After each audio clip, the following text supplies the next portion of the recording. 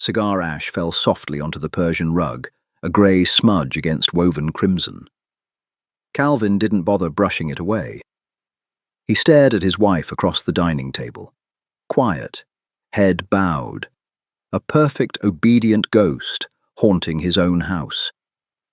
It made his stomach churn with absolute disgust. Porcelain clinked against sterling silver. That was the only sound in the cavernous dining room.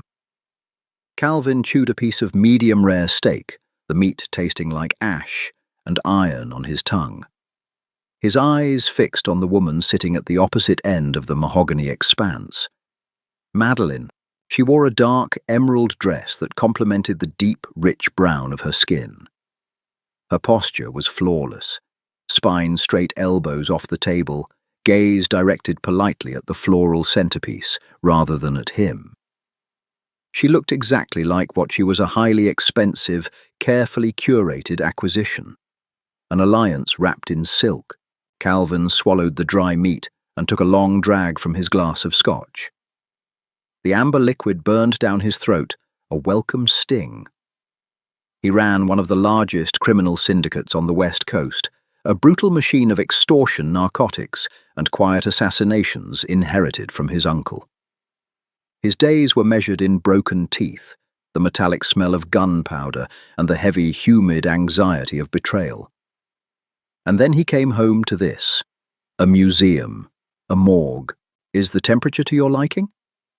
Calvin? Madeline asked.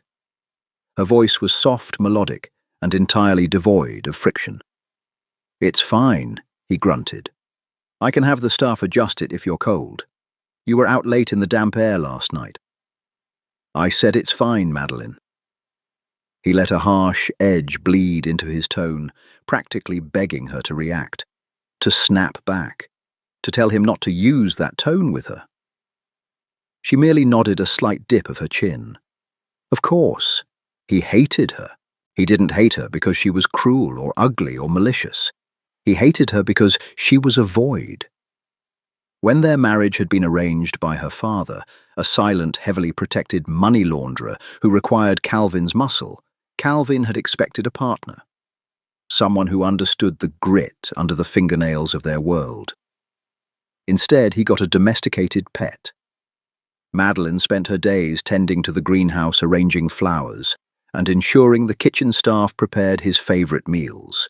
She smelled constantly of lavender and vanilla, a cloying, aggressively innocent scent that made Calvin feel suffocated.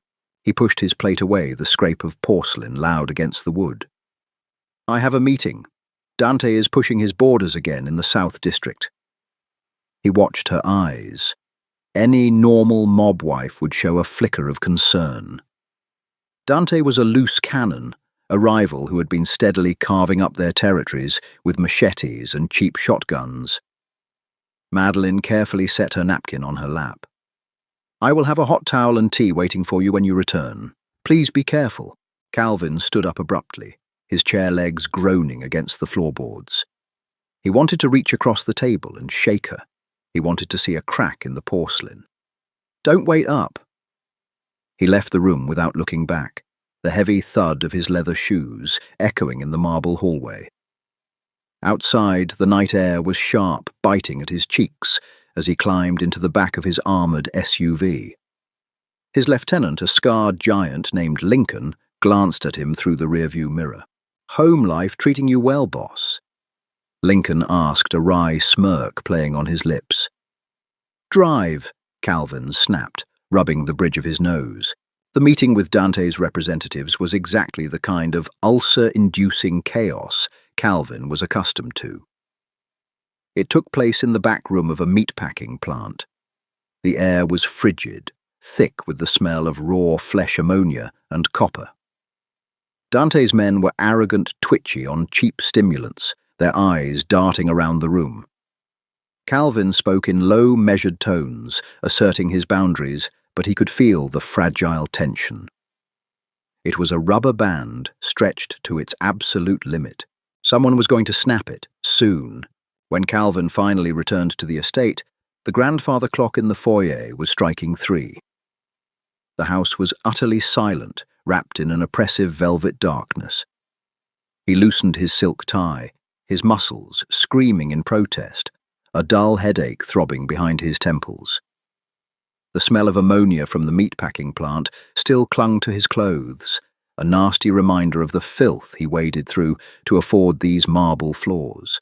He walked into the master suite. The bedside lamp was on, casting a warm golden pool of light over the heavy duvet. Madeline was asleep. She lay on her side, her breathing shallow and perfectly even. Calvin walked into the adjoining bathroom, shedding his suit jacket. There, resting on the granite counter, was a perfectly folded, steaming hot towel, insulated in a heated bamboo box. Beside it, a porcelain cup of chamomile tea kept warm on a small electric coaster. He stared at it. The sheer relentless domesticity of it made his chest tighten. It felt like a mockery. While he was out negotiating with animals who would gladly carve his heart out for a nickel, she was ironing towels. She was oblivious, shielded, useless. He turned off the lamp and lay on the far edge of the bed, putting as much distance between them as the mattress allowed. He closed his eyes, the smell of her lavender lotion drifting over to him, making him clench his jaw until sleep finally dragged him under. The first sound wasn't an explosion. It was a subtle, wet thump. Calvin's eyes snapped open. The room was pitch black. The luminous dial of his watch read 4:12 a.m. He lay perfectly still, his heart rate instantly spiking, pushing the lingering fog of sleep from his brain. Thump. It came from the downstairs foyer. It sounded exactly like a heavy body hitting the marble floor. Calvin threw the duvet off his bare feet, hitting the cold hardwood. He didn't bother turning on the light. Muscle memory guided him to the heavy steel safe hidden behind a framed mirror.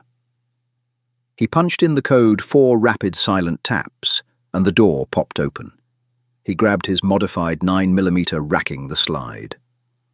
The metallic clack-clack was deafening in the quiet room. A sharp intake of breath came from the bed. Madeline was awake. She sat up, the silk of her nightgown rustling. "Calvin," she whispered, her voice tight but remarkably steady. "Don't speak," he hissed, moving toward the bedroom door. "Get in the master closet. Lock it from the inside. Do not come out unless I tell you." Before she could respond, the heavy oak door of their bedroom splintered inward with a deafening crash. Wood fragments sprayed across the room like shrapnel. A figure in dark tactical gear pushed through the ruined doorway, a suppressed submachine gun raised. Calvin fired twice. The flashes illuminated the room in strobe light bursts of yellow and white. The intruder grunted, his body jerking backward into the hallway, the smell of burnt gunpowder instantly replacing the scent of lavender. "Go!" Calvin roared at Madeline, not looking back. He moved into the hallway. The estate was breached. Dante hadn't waited. The coward had bypassed the street war and gone straight for the head. Gunfire erupted from the grand staircase. Chips of drywall and plaster rained down on Calvin's shoulders as he dove behind a thick marble pillar. The noise was absolute, a chaotic symphony of suppressed pops and roaring muzzle blasts. He returned fire, dropping a man trying to flank him on the left, but there were too many. He counted at least 6 shadows moving up the stairs. A bullet grazed his upper arm. It felt like a hot iron rod tearing through the tricep. Calvin gritted his teeth, swallowing a scream. The pain was immediate, blinding for a fraction of a second before the adrenaline washed it out. Warm liquid soaked into his cotton shirt, sliding down his forearm. He dumped his empty magazine, slamming a fresh one home. He needed to fall back to the panic room at the end of the hall. He just needed to buy 3 seconds. He broke from cover, sprinting down the corridor, firing blindly to keep their heads down. The carpet squelched wetly under his feet, someone else's blood. He rounded the corner into the secondary living space, sliding against a heavy leather sofa. His gun clicked empty. Panic, cold and sharp, finally pierced his chest. He reached to his belt. No spare mag. He had grabbed the gun in a hurry. Footsteps approached. Heavy, deliberate boots squeaking slightly on the hardwood. Calvin pressed his back against the sofa, clutching his bleeding arm. The metallic smell of his own blood filled his nostrils. He was going to die here on a $3,000 rug, listening to his wife scream when they finally broke down the closet door. The footsteps stopped right behind the sofa.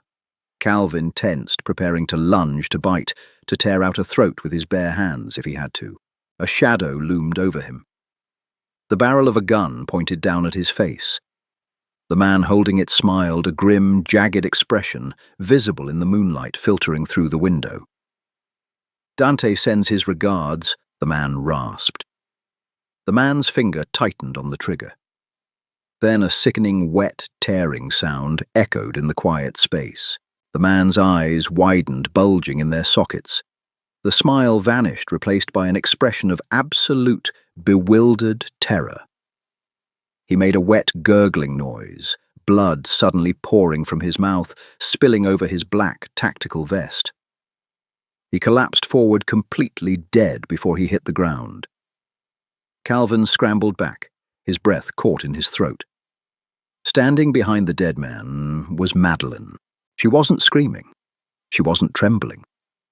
She stood perfectly balanced, her bare feet planted shoulder-width apart on the blood-slicked floor. In her right hand, she held a long black ceramic kitchen knife. The blade was coated in thick, dark red. Calvin stared at her, his mind misfiring. She hadn't just stabbed him. The cut was a precise, brutal severing of the carotid artery and windpipe. An executioner's strike. Madeline looked down at the dead man, then flicked her wrist, snapping the blood off the ceramic blade onto the floor. It was a practiced, economical movement. She didn't look at Calvin. Instead, she dropped the knife, knelt beside the corpse, and smoothly unholstered the man's secondary weapon, a compact Glock. She checked the chamber with her thumb, dropped the magazine to gauge the weight, slammed it back in, and disengaged the safety. The mechanical sounds were fluid, seamlessly executed by muscle memory. "Madeline," Calvin choked out his voice, sounding thin, weak. She finally turned her gaze to him. The soft, deferential light in her eyes was completely gone. In its place was something cold, flat, and endlessly dark. It was the gaze of an apex predator looking at a wounded animal. "Can you walk?" she asked. Her voice wasn't melodic anymore. It was a harsh, clipped whisper. Yes, my arm. Bind it. We have 4 more downstairs." She didn't offer a hand to help him up. She didn't check his wound. She pivoted her silk nightgown clinging to her legs, stained with the arterial spray of the man she had just butchered. She moved toward the hallway, stepping over the corpse without a second glance. Calvin pushed himself up, his head spinning. The smell of copper was overpowering now. The obedient porcelain doll was gone. In her place stood a phantom woven from violence. And as he watched her slice through the shadows, moving with lethal, terrifying grace, Calvin realized he didn't know the woman he had married at all. Calvin tore a long strip of fabric from the hem of his ruined dress shirt. He clamped one end in his teeth and pulled the other tight around his bleeding bicep. The friction burned a hot, jagged spike of agony that briefly turned his vision grey. He swallowed hard, tasting stomach acid and the stale residue of his evening scotch. When his vision cleared, Madeline was already moving. She didn't crouch in a panic. She didn't hesitate. She pressed her back against the ornate plaster wall of the corridor, leading with the stolen Glock, slicing the angle towards the grand staircase. The emerald silk of her nightgown fluttered around her ankles, a stark, surreal contrast to the heavy black firearm in her grip. Calvin picked up the discarded submachine gun from the dead man on the floor.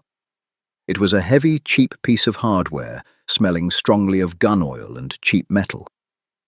He checked the magazine half full. He moved up behind her, his bare feet sticking slightly to the hardwood. The oppressive silence of the house had returned heavier, now ringing in his ears from the earlier gunfire. Madeline paused at the top of the stairs. She raised 2 fingers off the grip of her pistol, signaling down toward the foyer. 2 shadows. Calvin stared at the back of her neck. He remembered looking at that same neck across the dining table just hours ago, thinking she was hollow, empty.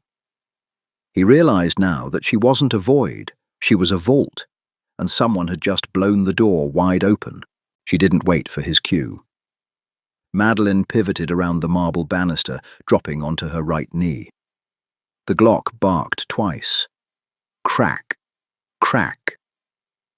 A heavy thud echoed from the bottom of the stairs, followed by the shattering of a glass console table. Gunfire immediately ripped upward in response. Bullets chewed into the plaster above Madeline's head, showering her in fine white powder. She didn't flinch. She simply rolled backward, flat onto her shoulder, presenting a smaller target, and fired a 3rd shot beneath the lowest rail of the banister. A sharp cry rang out, ending in a wet gargle. Calvin stepped out from cover, leaning over the railing. The foyer was filled with a thin, acrid haze of cordite. 2 men lay sprawled on the black and white checkered tiles. One was motionless, his chest a ruined mess of red. The other was writhing, clutching his throat, his boots scraping frantically against the floor. Madeline stood up. She brushed the plaster dust from her shoulder with her free hand, a bizarrely domestic gesture, before descending the stairs. She walked past the dying man without breaking stride, her bare feet stepping cleanly over the expanding pool of dark liquid. "Kitchen," she said. Her voice was flat, devoid of the melodic customer service tone she had used for the last 2 years. "They cut the main breaker. The service entrance is the only way they bypass the outer perimeter alarms." Calvin followed her, his injured arm throbbing a brutal rhythmic pulse matching his heartbeat. "Who taught you how to clear a room? My father didn't just launder money." "Calvin," she replied, not looking back. She paused at the heavy, swinging door that led into the massive industrial kitchen. He made sure the people who owed it didn't breathe. She pushed the door open a fraction of an inch with her foot. Inside the kitchen was dark, illuminated only by the pale moonlight filtering through the skylight. The heavy scent of roasted garlic and rosemary from dinner still hung in the air, now mingling bizarrely with the sharp tang of ozone and sweat. Suddenly, a heavy metallic clatter erupted from the pantry. A man lunged out of the darkness, bypassing the firearms entirely. He was massive, built like a brick wall, wielding a short, heavy trench knife. He swung wildly at Madeline in the narrow doorway. She stepped inside the arc of his swing, parrying his heavy forearm with her left hand. The impact made a sickening smack. Madeline grunted, her knees buckling slightly under the man's sheer weight, but she drove the butt of the Glock viciously into the bridge of his nose. Bone crunched. The man roared a wet, sloppy sound and tackled her. They slammed into the stainless steel island.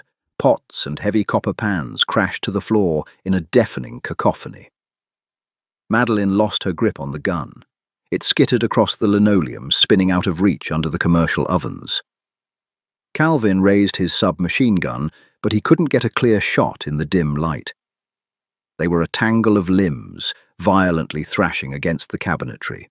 The man pinned Madeline against the refrigerator, his massive hand closing around her throat. He raised the trench knife, preparing to bring it down. Calvin lunged forward, slamming the stock of his rifle into the man's ribs. The giant gasped his grip, loosening on Madeline's throat. He wheeled around, slashing the knife toward Calvin's face. Calvin stumbled back his bare foot, slipping on a spilled puddle of olive oil. He hit the floor hard, the wind knocked out of his lungs. The man loomed over him, raising the blade. Before he could strike, a heavy cast-iron skillet slammed into the side of his skull with the force of a freight train.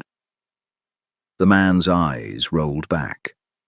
His knees gave out, and he collapsed forward, a dead weight crashing onto the linoleum inches from Calvin's face. Madeline stood over him, breathing heavily. Her chest heaved.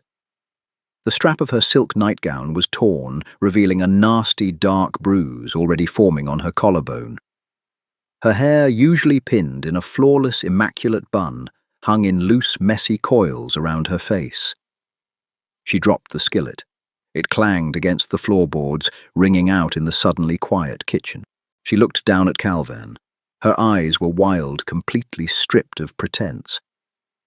She wiped a smear of the attacker's blood from her cheek with the back of her hand. "You're bleeding on the floor." She noted her breath ragged. Calvin stared up at her. The porcelain ghost was gone. In her place was something jagged, battered, and terrifyingly real. He didn't hate her anymore. He felt a sudden electric jolt of absolute awe. The estate was silent. A thick, suffocating quiet settled over the house, broken only by the low hum of the backup generator humming to life in the distance. The dim emergency lights flickered on, casting long, jaundiced shadows across the kitchen. Calvin pushed himself up into a sitting position, leaning his back against the cool, stainless steel of the oven door. His entire body ached. The gunshot wound in his arm was a steady, burning throb, radiating heat down to his fingertips. He looked at the massive corpse lying between them. Madeline didn't sit. She moved methodically. She retrieved the Glock from under the oven, checked the chamber, and placed it on the marble island. Then she walked to the sink. She turned on the cold water, holding her bruised hands under the stream. The water ran pink for a few seconds, swirling down the drain before running clear. Calvin watched the muscles in her back tense and relax. The delicate silk of her gown was ruined, stained with grime and violence. "You killed 3 men," Calvin said, his voice hoarse, scraping against the silence. She turned off the tap. She didn't reach for a towel. She just let her hands drip onto the expensive floor. 4. There was one by the fuse box." She walked over to the built-in first aid cabinet near the pantry, pulling out a heavy trauma kit. She brought it over, kneeling on the floor beside him. The heavy scent of lavender was entirely gone, replaced by the sharp, medicinal smell of isopropyl alcohol and the metallic tang of copper. "Take your shirt off," she ordered. Calvin didn't argue. He awkwardly shimmied out of his ruined shirt, his left side screaming in protest. He tossed the bloody rag onto the floor. Madeline opened the kit. She didn't have the gentle, hesitant touch of a civilian playing nurse. Her fingers were firm, probing the entry and exit wounds on his bicep with clinical detachment. "It passed clean through," she murmured, pouring alcohol directly onto a gauze pad. "Brace yourself." She pressed the soaked gauze into the open wound. Calvin hissed through his teeth, his head snapping back against the oven door. His vision swam with black spots. He grabbed her wrist instinctively, his grip tight enough to bruise. Madeline didn't pull away. She looked up at him, her dark eyes locking onto his. There was no fear in them, no apology, just a steady, unyielding challenge. "You ironed my towels," Calvin gritted out his voice, shaking from the pain. "You arranged hydrangeas for 2 years. You needed a docile wife to look good for the board." Madeline said, her tone level. She pushed his hand away, taping the gauze down tightly. "My father needed someone on the inside, someone to ensure you didn't decide to consume his operation once you got hungry enough. You were a spy. I was an insurance policy." She grabbed a needle and thick black suture thread from the kit. "My father knew you respected strength, Calvin, but he also knew you were paranoid. If he married you off to a hardened enforcer, you would have spent every day watching your back. You would have killed me eventually, so I gave you what you wanted, a piece of furniture." Calvin watched her thread the needle. Her hands were perfectly steady. "And the tea, the perfect dinners. A bored mind is a careless mind," Madeline replied dryly. She pierced his skin with the needle. Calvin flinched, biting the inside of his cheek until he tasted iron. I had to do something to pass the time, while you were out pretending to be the only monster in the city. She stitched the wound with quick, efficient movements. Pull loop tie, pull loop tie. Dante crossed a line tonight, Calvin said, staring at the side of her face. He came for my home. Dante is an idiot, Madeline corrected, tying off the final stitch and snapping the thread with a pair of medical scissors. He thought you were weak because you were trying to play the corporate game. He thought taking you out in your bed would be a clean coup. She sat back on her heels, surveying her handiwork. The bandage was tight professional. Calvin looked at the woman kneeling in front of him. For 2 years he had felt suffocated by her presence. He had viewed her as a chain around his ankle, a pathetic creature he was forced to drag through his dark world. He reached out with his good arm. He didn't grab her wrist this time. He traced the line of her jaw, his thumb brushing against a smear of dirt on her cheek. Madeline froze. Her eyes widened a fraction, the first genuine crack in her armor since the shooting started. She didn't lean into the touch, but she didn't pull away either. You could have let them kill me, Calvin said quietly. The space between them felt highly charged, dense and electric. With me dead, your father's debts vanish. You take the estate, you walk away clean. Madeline looked at his hand, then up into his eyes. The flat, cold stare slowly morphed into something complicated, something deeply cynical, yet strangely vulnerable. I don't leave messes for other people to clean up, Calvin. She whispered, her voice dropping an octave. You're my husband. If anyone is going to put a bullet in your head, it's going to be me. A short, dark laugh punched its way out of Calvin's chest. It hurt his ribs, but he couldn't stop it. The sheer absurdity of it all, the twisted, broken reality of their lives. He leaned forward, ignoring the burning in his arm.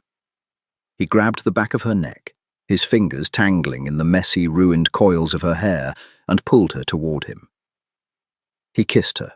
It wasn't a soft, romantic collision.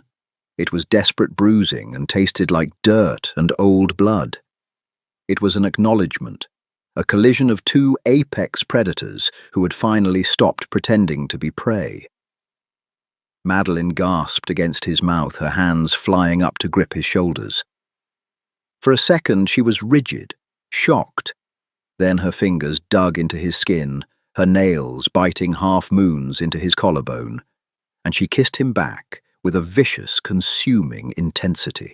When they finally broke apart, both of them were breathing heavily. The silence in the kitchen was no longer oppressive. It was thick with a heavy, volatile heat. From the front of the estate, the distant wailing sound of police sirens began to cut through the night air. Lincoln and the cleaners would be right behind them. The real work was about to begin. Calvin rested his forehead against hers. He smelled the faint, lingering trace of lavender underneath the gunpowder, and for the first time in his life, it didn't make him sick. It felt like home. We need a new rug for the foyer, Calvin murmured, his eyes closed. Madeline let out a short, breathless sound that might have been a laugh. I'll handle it. Did Madeline's shocking reveal leave you speechless?